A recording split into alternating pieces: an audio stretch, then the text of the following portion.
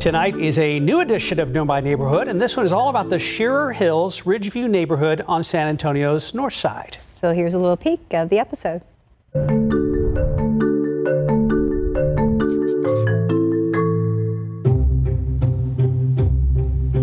This whole area is 50s, 60s. Our neighborhood's been changing a lot.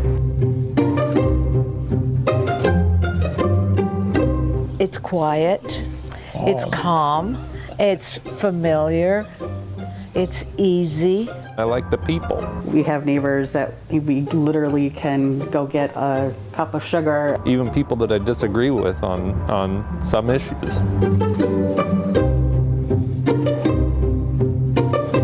These are people who are fleeing situations. They're trying to come here and improve their lives. That's not what the neighborhood was developed for. To me, the convenience of living here is a huge thing to me. It's easy for me to get anywhere I want to get to within San Antonio from here. You know, 281, there's 410, a hop, skip, and a jump. I would love to ride my bike to McAllister and get on the Salado Creek Greenway Trail, but getting across 410 is, taking your life into your own hands. These houses spoke of living a very different way, a much more casual, and a way that was somewhat nostalgic. This community is going to continue to grow and be there for other people to enjoy and have the life that we had. And joining us this morning to talk more about this new Know My Neighborhood episode is Jesse Degollado. Good morning. Thank you. Good morning Jesse. to you both. Thank you for coming in. Well, I'm always thrilled to be here. We're thrilled to have you. So this is a pretty well-known part of town as far as North Star Mall. We just saw the boots in that sizzle reel and Almost Basement. What can we expect to learn tonight about the Shearer Hills, Ridgeview neighborhood that some of us may not know? As a matter of fact, not even the president of the Shearer Hills Neighborhood Association knew this, and she was shocked, along with maybe more surprised, a black homeowner who also has a successful business along San Pedro. They were shocked to see it in writing. It was a deed restriction that was put in by the developer, H.J. Shearer, back in the late 40s, early 50s, in which, in fact, the president of the Neighborhood Association, she cried as she read those words, that no one of African descent could live there except for servants.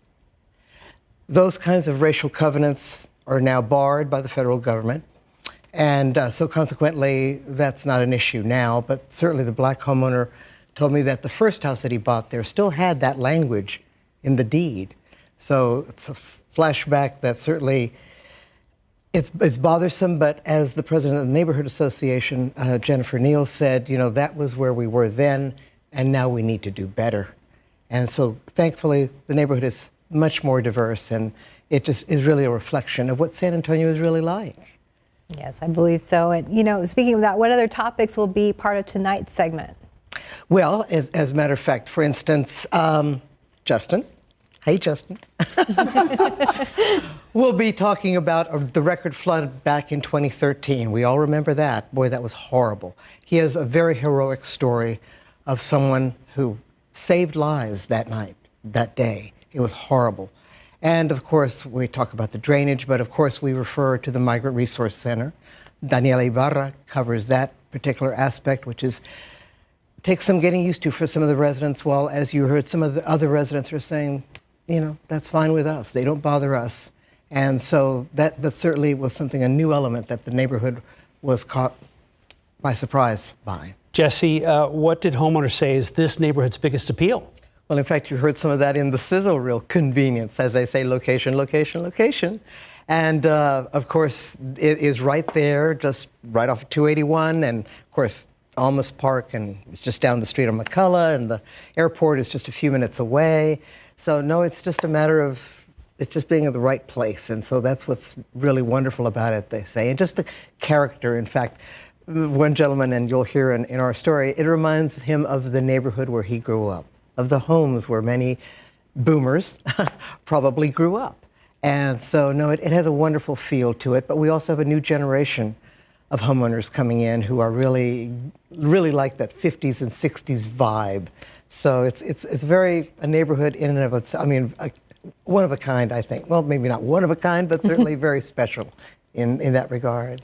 And, we don't want to give too many details away about your story tonight, but can you tell us a little bit about some of the people you talked to? Well, in fact, you just saw one of them is Irene Ortiz. She is adorable. The woman is in her early 90s, and she has lived there pretty much all her adult life.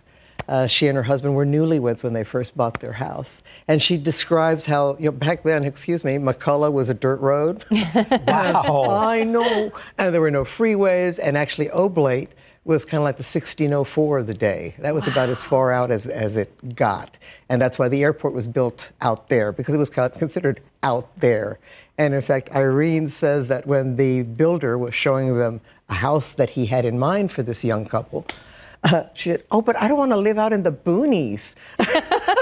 So back in the day, this was the far north side, right? Exactly, and it was nothing but woods. I mean, H.J. Shearer, to his credit, did develop that neighborhood, and of course Ridgeview, which was further up, just adjacent to it, on the northern part of it. And those are more modest homes, but still with that 50s and 60s vibe. And and you'll see in Marilyn Moritz's fabulous story, she talks about those mid-century modern homes that are now really trendy. Yeah, and so consequently, boy, the prices of those homes. I was just going to say, a spike for sure. For sure. All right, so this airs tonight at 6 o'clock. Yes. Where are you and the rest of our KSOT colleagues that are a part of this going to be broadcasting live from? The Rollercade. The Rollercade. Yay. How'd you guys get a spot? Well, I tell you, it's always busy. We pull some strings. Connections, right? Thank you, Priscilla Karaman, our producer. But they're being so kind and they're hosting us. And so, I don't know, my dibs, let's see, will it be Spreester or Myra on the skating rink first? What do you think? Spreester. I say both. Yeah. I say both eventually, but I think Steve's going to jump out there.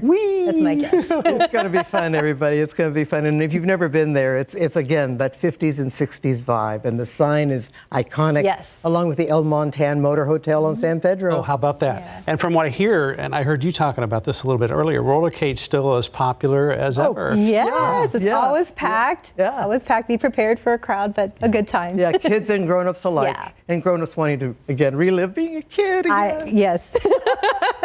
I understand that. Good. Thank you, Jesse, so much for joining us. Good to see you. Thank you for having us. Yes, break a leg tonight. Yeah, we look forward to it. Keep up to date with all of San Antonio's top news, weather, and so much more by clicking the like and subscribe buttons below. And once again, thanks for watching KSAT.